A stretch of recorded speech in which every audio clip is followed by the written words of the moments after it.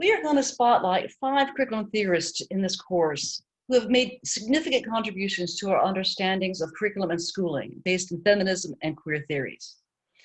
The first is Maxine Greene, a curricular and philosophical force of nature. These PowerPoints, though, are meant as cursory introductions to these figures and cannot effectively represent by any means the body of their work and contributions. As a philosopher of education, Dr. Greene was often the sole woman presenter at many educational philosophy conferences. And in its 66 years, at that point in time, Dr. Greene was only the 3rd female president of American Education Research Association, AERA. She is best known for advancing aesthetics as a subfield within philosophy, art and imagination as avenues to improving schooling and society. As a side note, Dr. Greene and AERA were contemporaries. Of a sort, AERA started in 1915 and Dr. Greene was born in 1917. I apologize that the image doesn't come off very well, but it highlights one of her key ideas in the book text, Releasing the Imagination, and reasons for imagination as an educational philosophical center point. She asserts, one of the reasons I have come to concentrate on imagination as a means through which we can assemble a coherent world is that imagination is what, above all, makes empathy possible. Of all our cognitive capabilities, imagination is the one that permits us to give credence to alternative realities. Maxine Greene understood that it is imagination serves as the gateway to change and a bridge that gives us hope. If we can imagine what life might be like for someone else, for other groups, then we can begin to empathize. If we can imagine alternative possibilities, then we might be able to create them.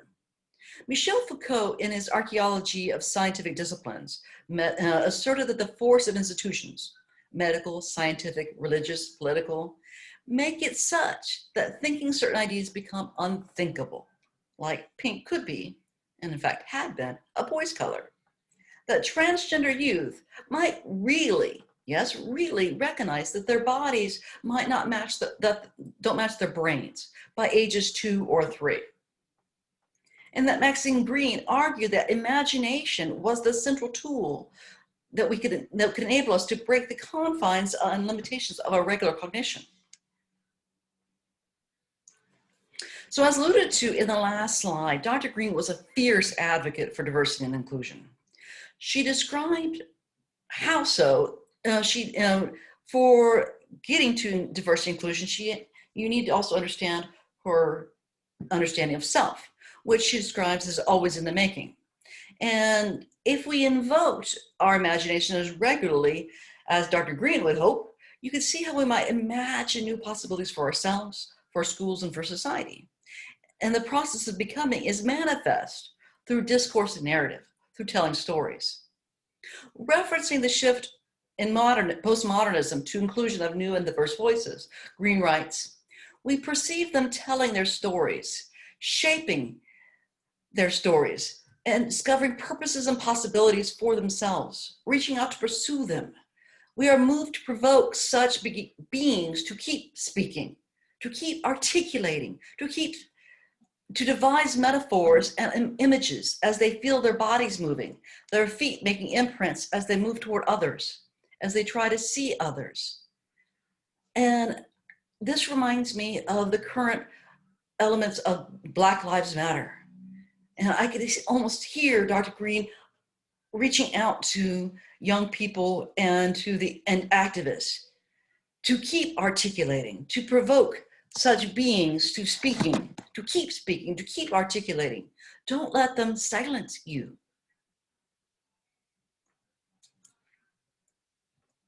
But it's also, I want you to remember that the bulk of Greene's career happened between 1960 and 1990, so that she would be a second wave feminist, those challenging patriarchal structures and institutions during the Vietnam War protests, civil rights movement, the latter part, bra burnings, legalization of contraception.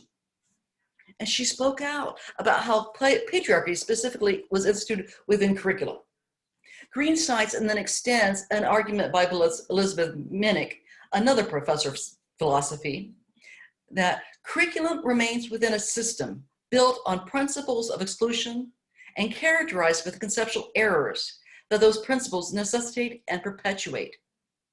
Among those errors is the one associated with the connection between what has been presented as knowledge and the tendency of the dominant few, those powerful creatures Greene describes, to define themselves not only as the inclusive kind of human, but also as the norm and the ideal.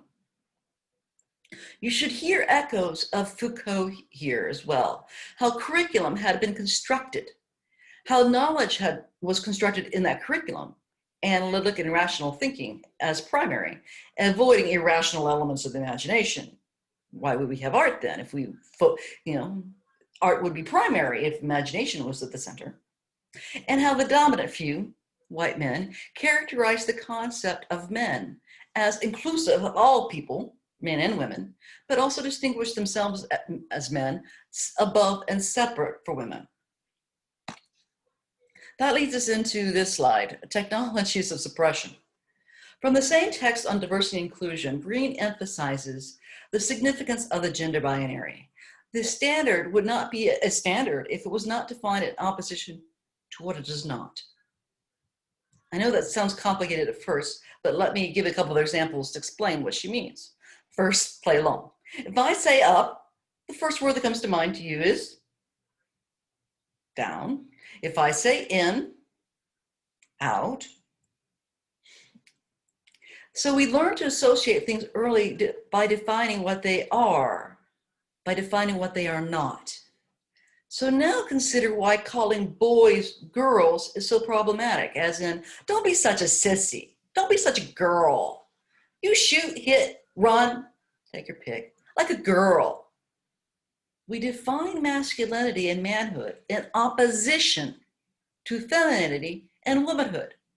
So what it means to be a boy means not being a girl.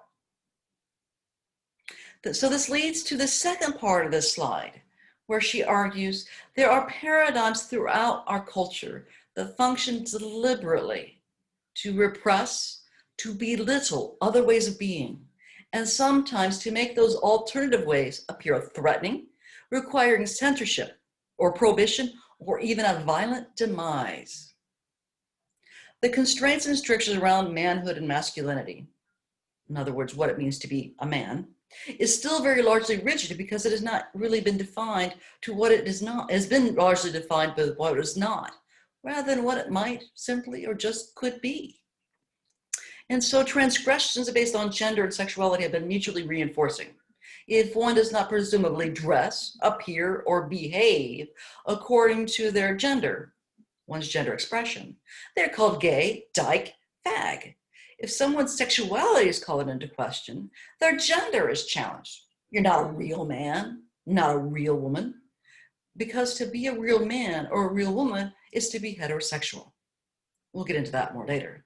And transgressing such boundaries has historically and still brings significant risk.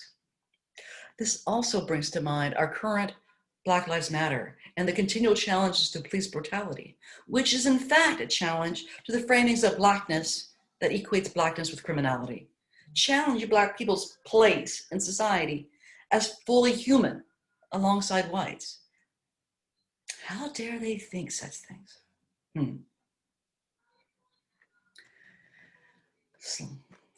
So coming back to this teaching. So by this point, this quote should make a lot of sense.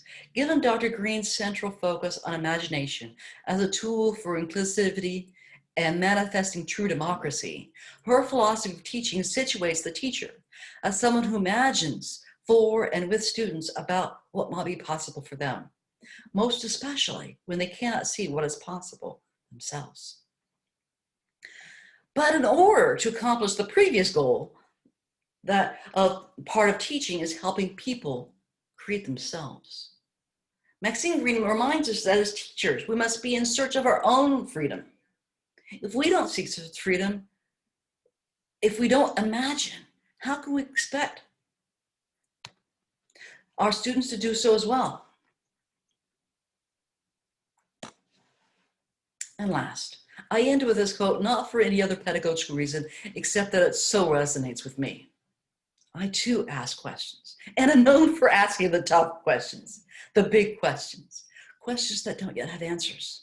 For me, the questions aren't really the questions are really more important than the answers. That we assert our right to ask questions. That we assert our right, and to do so within school settings and by young people, oh my God. And not the, is this the on a test kind of questions. That, my friends, is really still radical. That students might and could be encouraged to ask questions that matter to them. And that we as adults listen. Yes, I do ask the big questions. Questions that I imagine and hope might be answered, but just not today.